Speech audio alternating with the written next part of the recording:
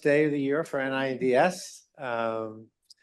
It's just unbelievably fantastic for our staff to mingle with the people that we're working for and with.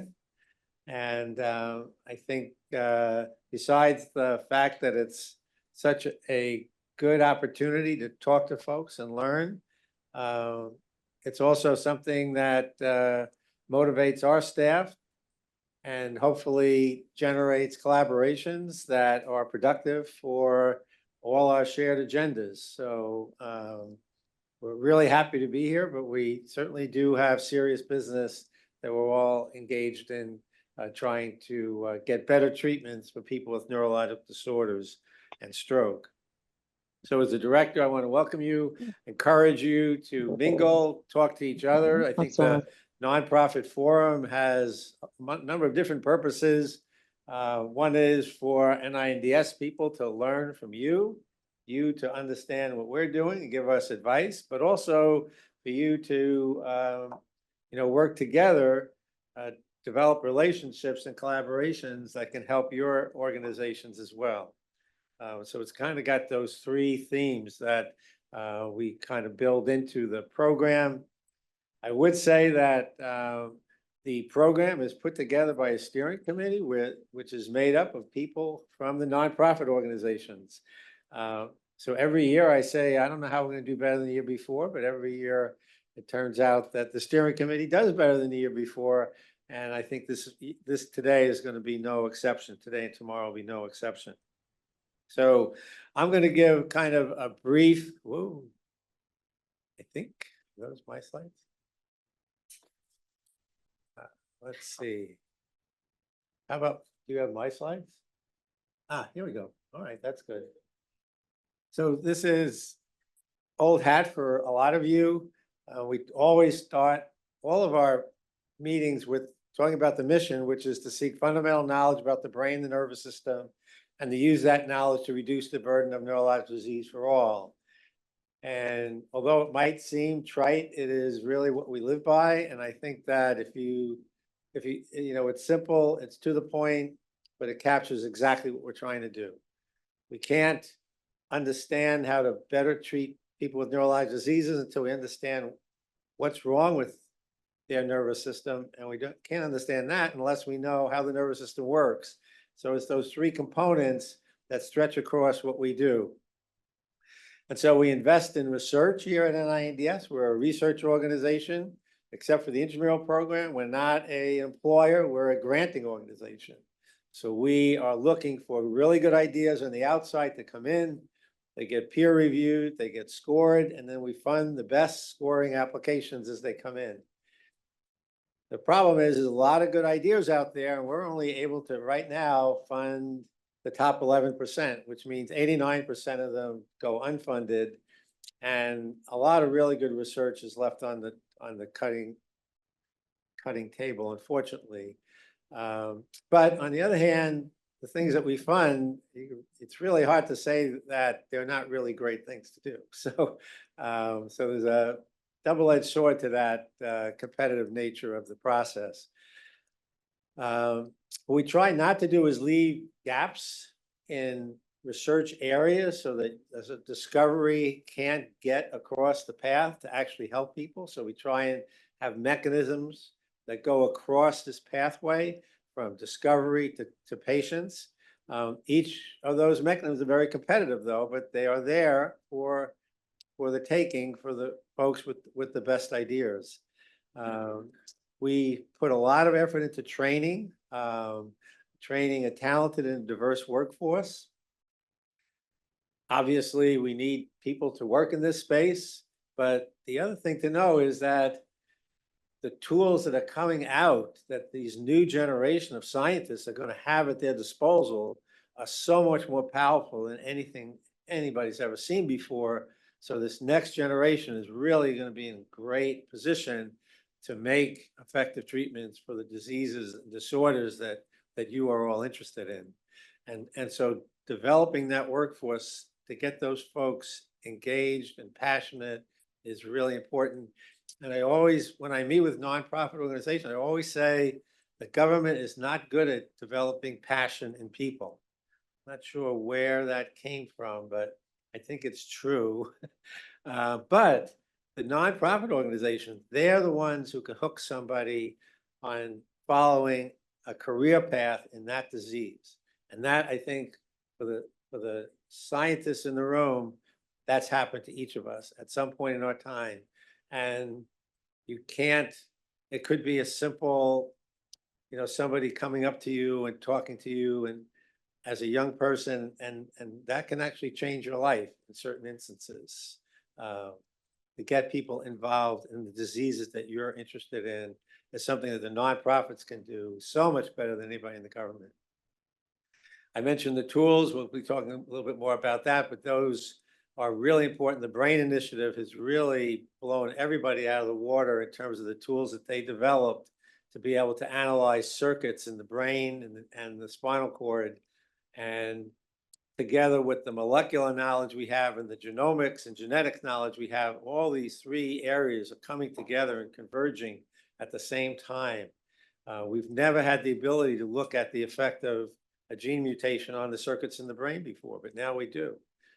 We've never been able to look and see how brain circuits in the brain, all the brain circuits in the brain are affected by a drug, but now we do. So we have really amazing tools that have come out of the BRAIN Initiative. And then we always want, as an institute, particularly in the government, to be sharp and always trying to improve. The danger is mediocrity and sitting on your laurels or sitting, at a computer, doing emails and not really moving the field forward. And that's why the conversations that we're having here today are so important. Because you're the group that makes us sharp. You're the group that says, this is urgent. You guys got to get to work. And it's true. But we need to hear it. And it's really valuable to hear it. So I mentioned this already. What we try and do is fund across the spectrum of research. Most of our money, about 75%, goes into the basic research, which is basic mechanism of disease research. This goes through the Division of Neuroscience. They have program directors for every area of science and every disease that's in our portfolio. We also have a translational research program, which is folks who are very sophisticated in therapy development. Many of them came in from industry, and will fund projects that will bring discoveries to the point of IND from the FDA and then stage 1, phase 1 trials into people. And then we have clinical trials that are looking at best therapies for different types of neurological diseases and stroke. So we have this spectrum of research across that pathway. But as I said, most of the money goes to the left, to the basic mechanism of disease research, less to the translational and to the clinical. And this is exactly complementary to what industry does. So industry doesn't do any fundamental neuroscience research. They do some basic mechanism of disease research, but over the last 20 years, they've done less and less and less, and they rely more and more and more on the academics. So the research that we're doing on the basic side and even on the translational side is to inform the industry about how to develop treatments that can get to patients. On the translational side, we're not trying to develop drugs. We're not a drug company. What we're trying to do is de-risk certain assets so that the companies see, oh boy, this looks like a winner now because we have all this data in the package. We'll take it off your hands and move it forward. So it's de-risking is what the game is for the translational program. So I mentioned the Division of Neuroscience, and this is, they're arranged, the program directors are arranged in clusters. I hope you know who your program directors are, and they're here and hopefully get to meet with them throughout the day, today and tomorrow. We have about 49 program directors. They're supported by somewhere around 20, 25 analysts, and they're all scientists. They're all experts in their field, and they're empowered to take their field as far as they can. We have very little hierarchy here at NINDS. The program directors go as far as they can go, and we encourage them to do that. We're not we're not holding anybody back. We want everybody to move as far as they can with their science area. The translational programs, as I said, there's multiple different kinds, depending on what your issue is, whether it's a biologic or a small molecule or a device. We have programs for each of those to move them through the pathway to get to an IND. We have some networks that do clinical trials, particularly in stroke, which is where most of our volume of clinical trials has been. We have a network called NeuroNext, which is for new therapies, novel therapies to be tested in patients for the first time. It's neurological diseases. It could be anything except stroke, because stroke would go to the StrokeNet. And what we're trying to do now, because we see that the real future for many of our disorders is going to be on genomic therapies, that we started a new network called the Urgent Network to get genomic therapies out, particularly to rare neurological disorders that are genetic in basis. And instead of having one-off programs, we're trying to develop a cadre of people working in this space and intercalate them with the NeuroNext program so that there's a learning going on and it's not all a bunch of one-offs, because the gene therapies they're very promising, but they're really early stage and they're dangerous. So we need to make sure that you make one mistake and everybody learns from it, as opposed to everybody making that same mistake over and over again. Okay, so we get appropriations from Congress every year.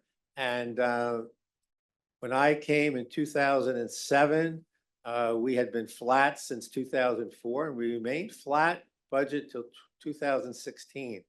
So we really hamstrung on what we could do, because our money did not increase over that 12-year period of time.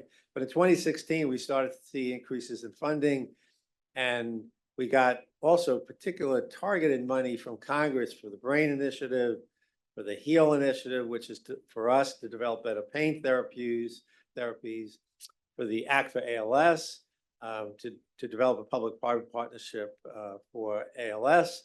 And we also manage about 10% of the money that's come from Congress for degenerative diseases, which is really over $3.5 billion total. So we're managing about $350 million, what we call the Alzheimer's disease-related dementias. But those are targeted funds that can only be used for those purposes. Our base budget, which can be used for any of the disorders, is seen here. And so what you can see is that there were increases from 2020, 21, 22, 23, and then in 24, we basically got the same amount that we got in 23, which you would think, well, that's okay, you got a lot of increases. The problem is that when we fund grants for 5 years, and the cost of the grant in the ensuing years is usually higher than the cost in the first year. And the other problem is that the cost of doing research has gone up with inflation. So inflation was, running at 7%. And so the cost of a grant has gone from about 400 million to about 550 million just in 3 years. So that means we have less money. We can fund less grants unless we kind of bring those costs down. So we have actually put some heavy levers to reduce the costs, to reduce what people are asking for in their grants. Very dangerous, because we know it costs them more to do the science. But for us, if we give them what they need, we're not going to be able to fund many grants. And right now we're down from the 14% to 11%.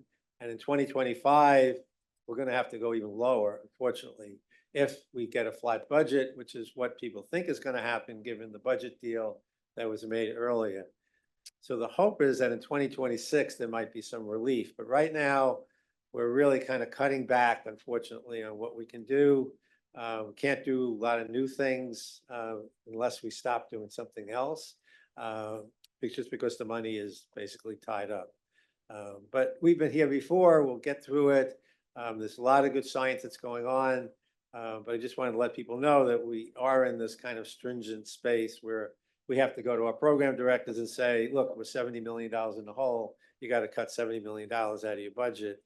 So we did have to do that this year. Okay.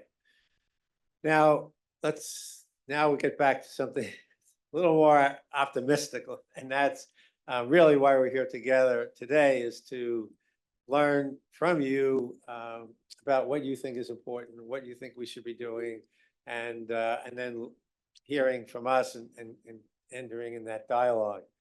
So we have made significant efforts over the last couple of years to really bring people with lived experience into multiple aspects of what we do here at NINDS. And you know, we've always had people with lived experience, or people representing organizations with disorders on going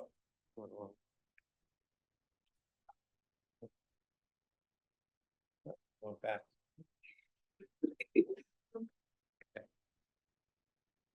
On our council, but now with the under the leadership of Rebecca Corlew, we're actually bringing people with lived experience into our weekly town hall meetings, so that the staff can actually experience at some level what people are going through, motivating them for the work that they're doing here. And so I think it's been really helpful. We had an ALS strategic plan with people with ALS on the committee. I think that was incredibly helpful. The HEAL initiative has a big program to engage people with pain disorders and opioid use disorder, incredibly helpful. And, you know, I think, you know, I'm hesitating, I'm going to get criticized for this, but we're not doing this because we think it's a nice thing to do. We're doing it because we think it's an important thing to do. And it's important because it's important when it helps us achieve the goals that we're after.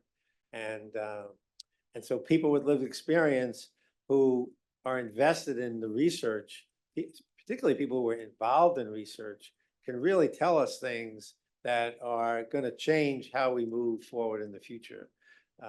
So again, you know, everybody here is nice, but we really have some serious business, and that's why we need people with lived experience, because to achieve the goals, we think that people with lived experience are going to really come through and advance, accelerate what we're doing.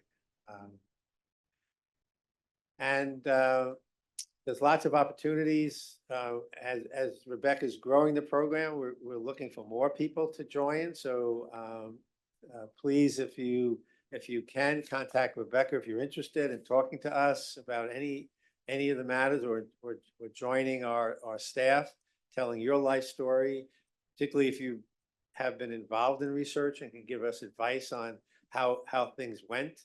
That would be really, really important. As I mentioned, you know, there's multiple different opportunities, strategic plans, the councils. We have multiple different councils, multi-stakeholder partnerships, workshops, and the staff engagement. So these are all ongoing now with people with lived experience. And I would say that this is a big change from 5 years ago. So hats off to Rebecca and the rest of the lived experience group here at NINDS for pushing this forward. And this is also taken off at an NIH level. So I don't know if they're watching what we're doing, but NIH itself has a program now to engage people with lived experience.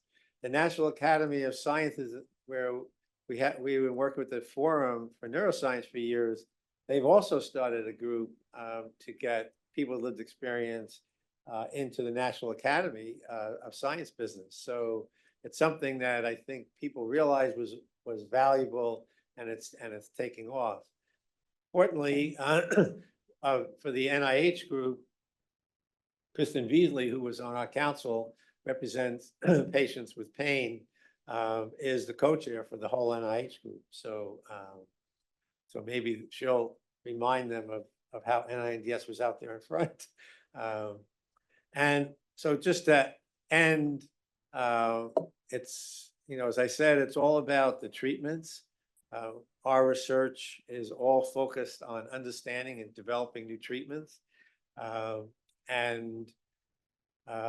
Each year now, there are new treatments that get approved, and this was not the case 5 years ago. It's rare for a neurologic disease to get a treatment, but now they're coming, and they're coming one after another.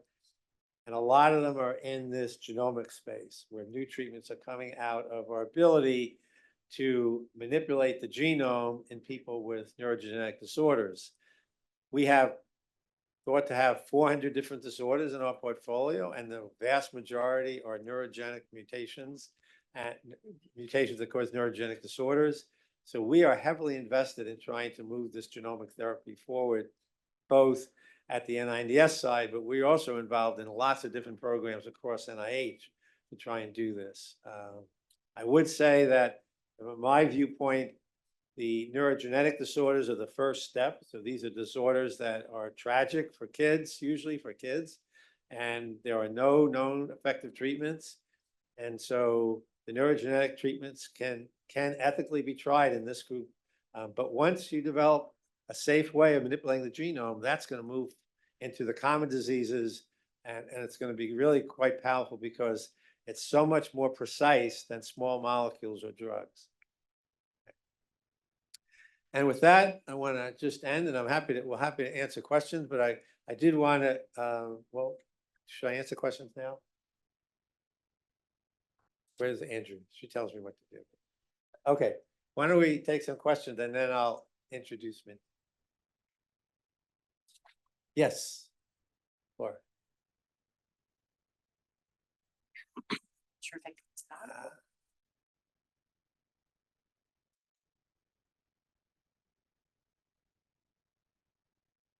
Thank you, Walter, for that terrific overview. It's really exciting to see that new things are coming. And it's also daunting to think about the budget impacts.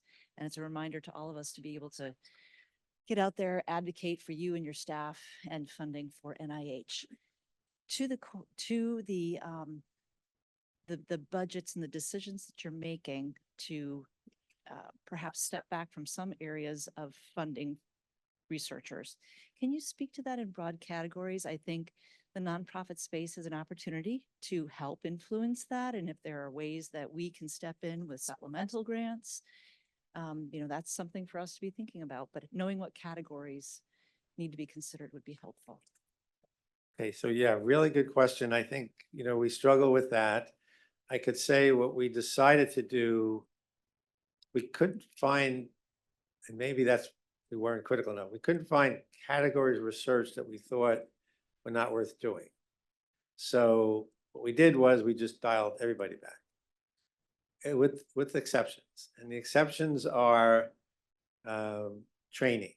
So we think that it would be a really bad idea to dial the training back because as I said, the workforce of the future is really critical. We can't really hurt that workforce now. I think for the genomic therapies, we're also trying to move forward because they're kind of in the most innovative space where I think we get the greatest impact. But in general, we've decided not to cut anything out completely, but everything dialed back. Okay, so just budget caps for grants. Okay. So if we had plans, we were going to fund X type of grants, and now we only fund 2.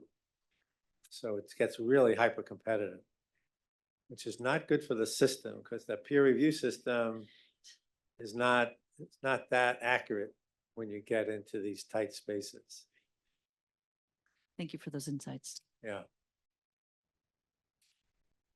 Neil, hi Neil. Hi, thank you for this talk. It was really helpful to see the broad overview of what you're doing. And I had a question about the mission.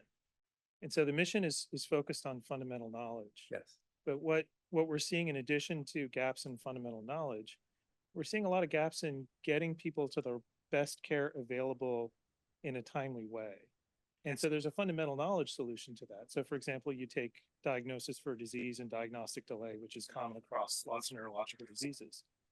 The fundamental knowledge solution is to develop better assays, biomarkers, screening tests. But there's another solution as well, which is to figure out how to get someone to the right expert at the right time, which is a really hard problem. is that a fundamental knowledge problem that NINDS wants to invest in solving? Or are they going to focus on the more traditional, let's invent a new treatment and tests? Well, I think, everything depends on the opportunities. So if a big healthcare system came to us and said, we want to do research so that we can identify who gets ALS first, we'd be really interested. In a fractured healthcare system where, the research isn't going to actually get and help anybody because the implementation is just not possible, I think that's got to be considered in what you make your decisions on. So we do some implementation research, particularly, I think we're going to focus, and Richard will tell you, on improving health equity. But I don't think that the NIH and particularly NINDS can fix the fractured healthcare system. So that's a kind of a global statement, but I think it's true that, when I first came here, they said, and I had to go to Congress, they said, don't forget the Agency for Healthcare Research and Quality is the one that's supposed to be doing the research to improve the quality of care in the US. It's a big topic. I don't think NIH can handle that right now. I know you might disagree, No, but that's it's interesting. I'm glad you were not taking that same attitude for diseases which are thought of as incurable. Like, we're not giving up and saying, just because we don't know how to solve this disease doesn't mean we're not gonna do the long, expensive work to get to the heart of the issue and figure out how to solve it. Yes, we have a terrible fragmented healthcare system, but that means that when we do find effective treatments, not everyone gets them. And that is a problem that scientific resources can be brought to bear. And so maybe it's not NINDS. Yeah, I mean, I think if Maybe the it's research can fix it, we do it. If the research is going to get you a paper and a publication and nothing gets fixed, I don't think it's worth our money. So it all depends on the outcome. If we can improve the outcome with research, we will do it. But the truth of the matter is, given our fractured healthcare system, we have big limitations in that space. So it would be easier for us to find a biomarker, a test, that you go in and say, I have weakness in an arm, they get a test, they say you have ALS. That's something that I think NIH can do. Trying to influence the finances of who goes to see who and when they go to see them. That's, I think, where the disease organizations are going to have to be the drivers, not the government. The government, you get into the economics of healthcare, and NIH is not in that space. Thank you.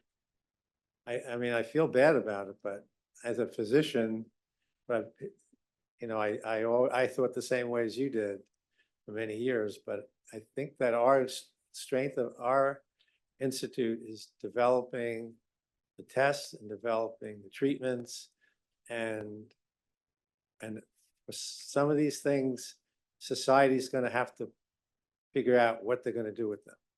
I mean, the gene therapies are incredibly expensive. So but we're not going to stop making gene therapies because they're expensive.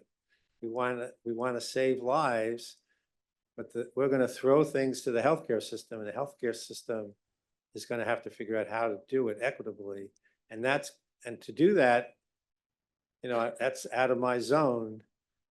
But you can obviously see somebody's going to have to do something about the healthcare system. Well, I take your point, but if we're willing to take on multi-decade investments like the BRAIN initiative that are not going to have clinical impact for years to come.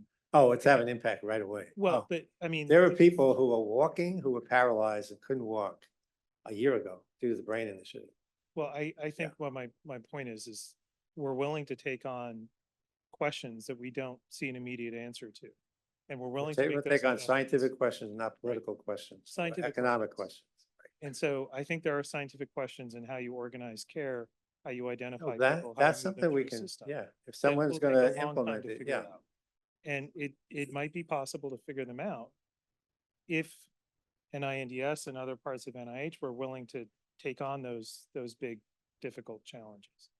Well, if you can demonstrate a path which is going to help people, we're definitely all in on the research to get there.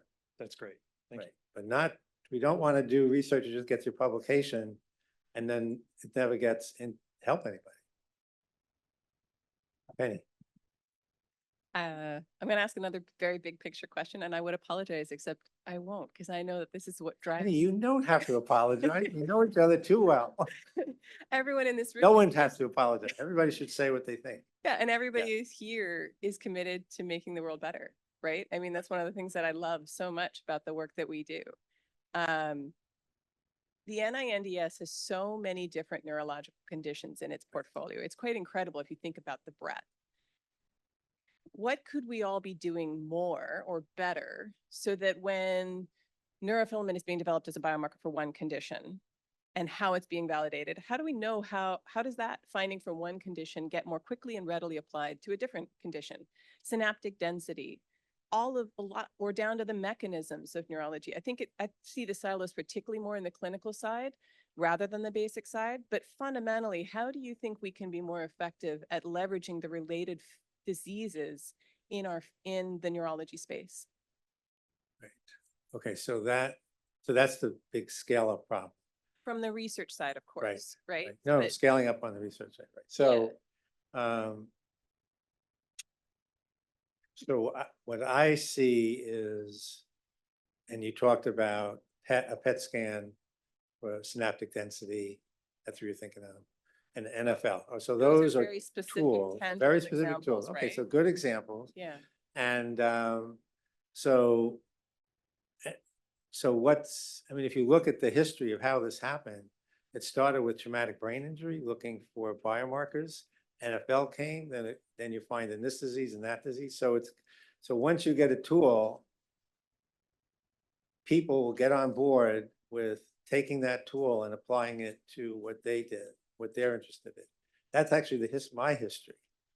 And my history was I was interested in Huntington's disease and working in the lab and realized that, well, how do I know that this theory is relevant to people? So I got involved in an MRI project where we found abnormalities in the brain of people with Huntington's disease. And that led me to MRI looking at stroke and then looking at traumatic brain injury. So there are people out there, when you get a tool, people will come and then they'll use that tool and apply it. So we do, in many instances, so we've been looking at NFL and, multiple sclerosis and FTD and traumatic brain injury. So all that data, I think, is relevant to what you're talking about. A tool that then we fund research that spreads across multiple diseases. The bigger problem is in treatments, where they're specific. So there, for the genetic therapies, what we need is a platform where we can plug in multiple different genomic therapies into the single platform, as opposed to building a platform for this disease and another disease. That's where scale up gets, I think, harder to do. Right. But don't you think that with NFL that it is spreading throughout the entire? I think it's spreading Disease world? throughout, but I think there's a lot of lack of crosstalk across different clinical data sets, right? Of seeing one group saying, well, hey, do we have a healthy normative data set, for example, that we can compare it to? And then each individual disease space is looking to try to, hey, we need something to compare it to. We need something to compare it to, rather than saying across neuroscience, could we create those types of controls so that all of the individual diseases can do those comparisons, or minimal data that's a sets, good idea. right? So that Yeah. From the FTD side, we've got patients in Parkinson's clinics and Alzheimer's clinics and in ALS clinics, and probably in schizophrenia clinics or psychiatric disease clinics. So then it becomes, but it's hard because every data set on the clinical side is structured so differently. It's hard to know, right? We don't have any actual, how do you do the science even to test how many people are where in a way that's spanning those different neurological conditions? It feels like a big picture challenge that we're still No, that's a getting good to. point. Yeah. I mean, I think in terms of that, what we have done is we made an investment in biosamples. So for all the diseases that we fund research in, we not try or force them to put samples into the University of Indiana bank. So there you have controls and you have multiple different diseases, you have samples. So if you had it, I mean, a lot of them have been assayed for NFL. So it might be worthwhile trying to get that data back into Indiana. But someone, if they had a new technology, they could go to the brain bank and test it against multiple different diseases. But yeah, we need to do more. I think you're right about that, particularly the controls. So in the brain bank, the neurobrain biobank, which is the brain bank, which is so important now, one of the biggest needs is for control brain tissue. Sure. And FTD as well. The end. Okay. Okay, but I'm around. These are really good questions. Neil, Penny, anybody, feel free to say what you're thinking.